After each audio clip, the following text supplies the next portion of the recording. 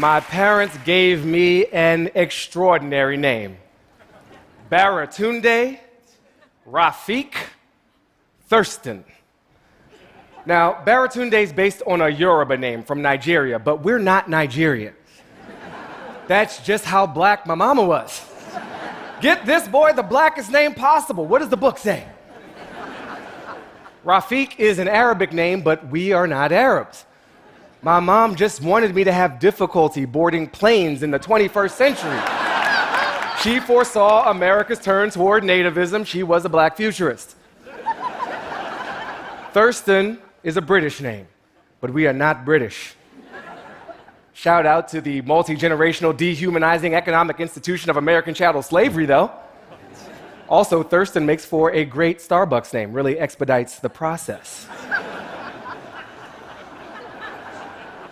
My mother was a Renaissance woman. Arnita Lorraine Thurston was a computer programmer, former domestic worker, survivor of sexual assault, an artist and an activist. She prepared me for this world with lessons in black history, in martial arts, in urban farming. And then she sent me in the 7th grade to the private Sidwell Friend School, where US presidents send their daughters, and where she sent me looking like this. I had 2 key tasks going to that school. Don't lose your blackness and don't lose your glasses. This accomplished both. Sidwell was a great place to learn the arts and the sciences, but also the art of living amongst whiteness. That would prepare me for life later at Harvard, or doing corporate consulting, or for my jobs at The Daily Show and The Onion. I would write down many of these lessons in my memoir, How to Be Black, which if you haven't read yet, makes you a racist, because you've had plenty of time to read the book. But America insists on reminding me and teaching me what it means to be black in America. It's December 2018. I'm with my fiance in the suburbs of Wisconsin. We're visiting her parents, both of whom are white, which makes her white. That's how it works. I don't make the rules. She's had some drinks, so I drive us in her parents' car, and we get pulled over by the police. I'm scared. I turn on the flashing lights to indicate compliance. I pull over slowly under the brightest street light I can find in case I need witnesses or dash cam footage. We get out my identification, the car registration, lay it out in the open, roll down the windows. My hands are placed on the steering wheel, all before the officer exits the vehicle. This is how to stay alive. As we wait, I think about these headlines. Police shoot another unarmed black person, and I don't want to join them. The good news is our officer was friendly. She told us our tags were expired. So to all the white parents out there, if your child is involved with a person whose skin tone is rated Dwayne "The Rock" Johnson or darker, you need to get that car inspected, update the paperwork every time we visit. That's just common courtesy.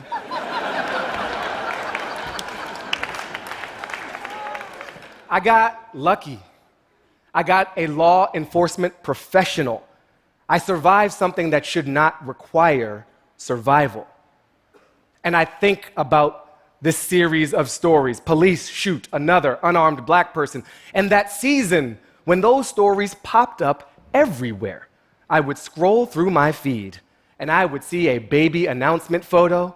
I'd see an ad for a product I had just whispered to a friend about yesterday. I would see a video of a police officer gunning down someone who looked just like me. And I'd see a think piece about how millennials have replaced sex with avocado toast. It was a confusing time. Those stories kept popping up, but in 2018, those stories got changed out for a different type of story. Stories like white woman calls cops on black woman waiting for an Uber.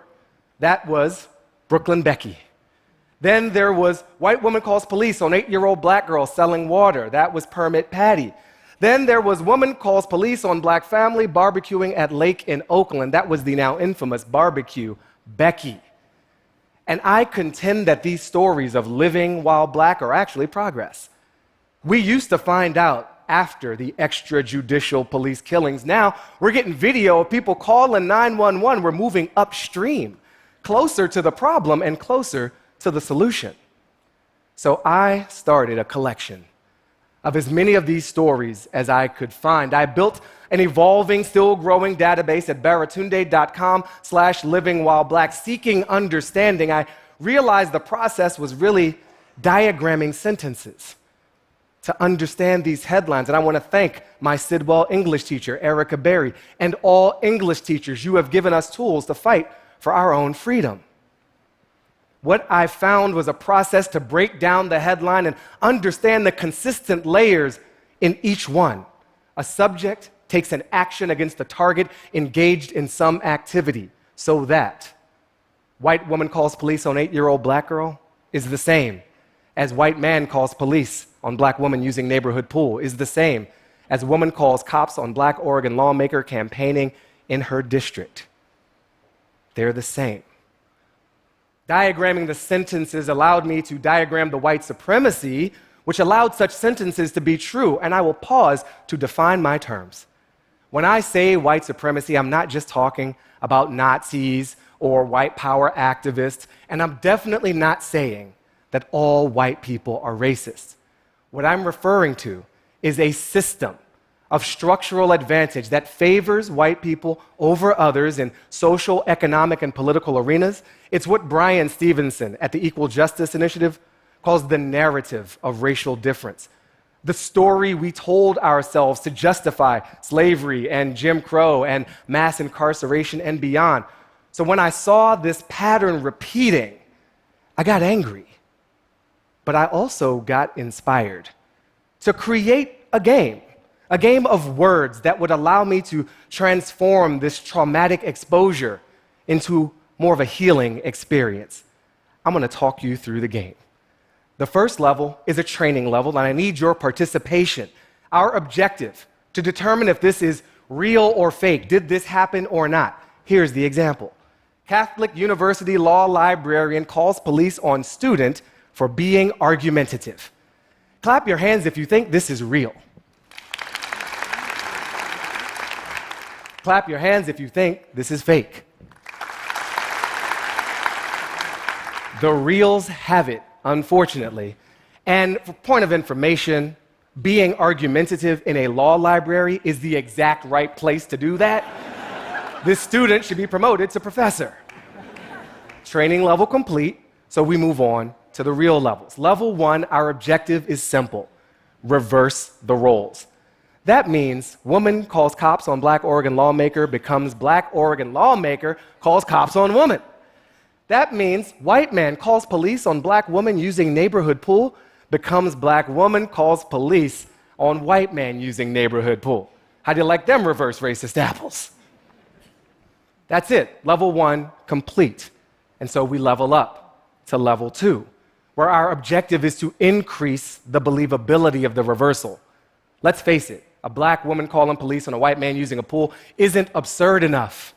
But what if that white man was trying to touch her hair without asking?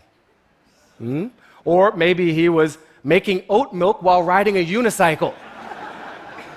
Or maybe he's just talking over everyone in a meeting.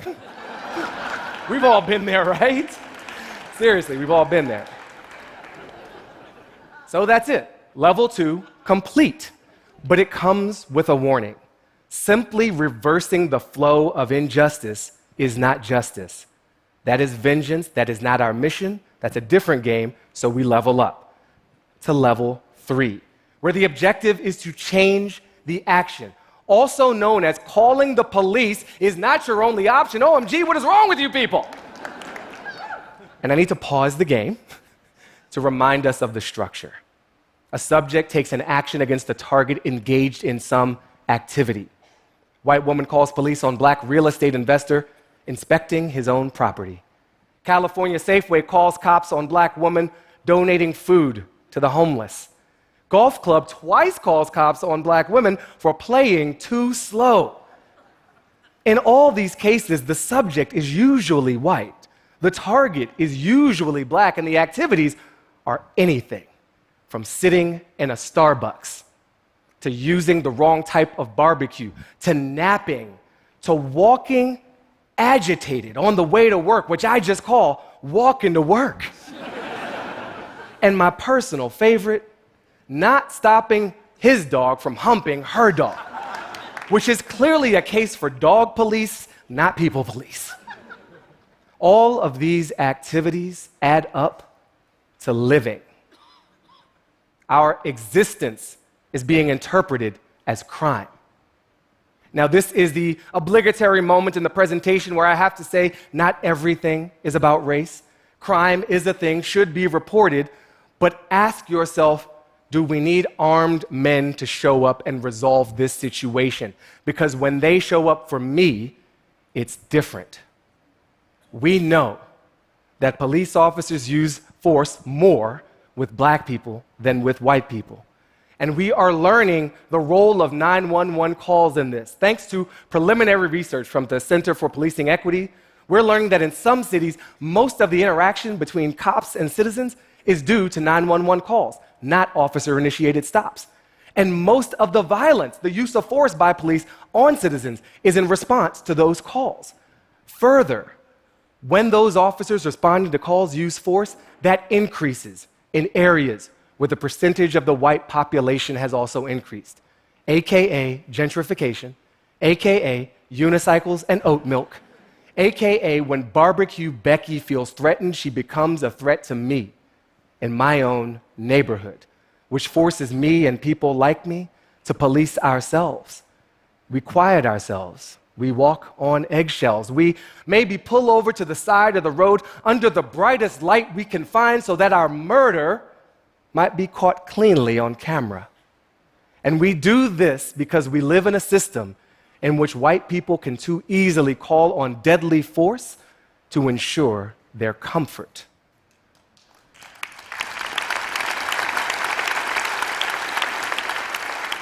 The California Safeway didn't just call cops on black women donating food to homeless. They ordered armed, unaccountable men upon her. They essentially called in a drone strike. This is weaponized discomfort, and it is not new.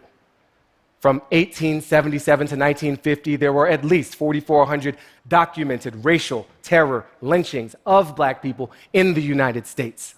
They had headlines as well. Reverend T.A. Allen was lynched in Hernando, Mississippi for organizing local sharecroppers. Oliver Moore was lynched in Edgecombe County, North Carolina for frightening a white girl. Nathan Bird was lynched near Luling, Texas for refusing to turn his son over to a mob. We need to change the action, whether that action is lynches or calls police. And now that I have shortened the distance between those two, let's get back to our game, to our mission. Our objective in level 3 is to change the action. So what if, instead of calls cops on black women donating food to homeless, that California Safeway simply thanks her? Thanking is far cheaper than bringing law enforcement to the scene. Or instead of, they could give the food they would have wasted to her, up their civic cred. Or the white woman who called the police on the 8-year-old black girl, she could have bought all the inventory from that little black girl, support a small business. And the white woman who called the police on the black real estate investor, we would all be better off, the cops agree, if she had simply ignored him and minded her own damn business. Minding one's own damn business is an excellent choice. Excellent choice. Choose it more often. Level 3 is complete, but there is a final bonus level where the objective is inclusion. We have also seen headlines like this: powerful man masturbates in front of young women visiting his office. What an odd choice for powerful man to make. So many other actions available to him, like such as listens to, mentors, inspired by, starts joint venture, everybody rich now. I want to live in that world of everybody rich now, but because of his poor choice, we are all in a poorer world. It doesn't have to be this way. This word game reminded me that there is a structure to white supremacy, as there is to misogyny, as there is to all systemic abuses of power. Structure is what makes them systemic. I'm asking people here to see the structure, where the power is in it, and even more importantly, to see the humanity of those of us made targets by this structure. I am here because I was loved and invested in and protected and lucky. Because I went to the right schools, I'm semi-famous, mostly happy, meditate twice a day. And yet, I walk around in fear because I know that someone seeing me as a threat can become a threat to my life. And I am tired. I am tired of carrying this invisible burden of other people's fears. And many of us are. And we shouldn't have to, because we can change this. Because we can change the action, which changes the story, which changes the system that allows those stories to happen. Systems are just collective stories we all buy into. When we change them, we write a better reality for us all to be a part of. I am asking us to use our power to choose. I am asking us to level up. Thank you. I am Baratunde Thurston.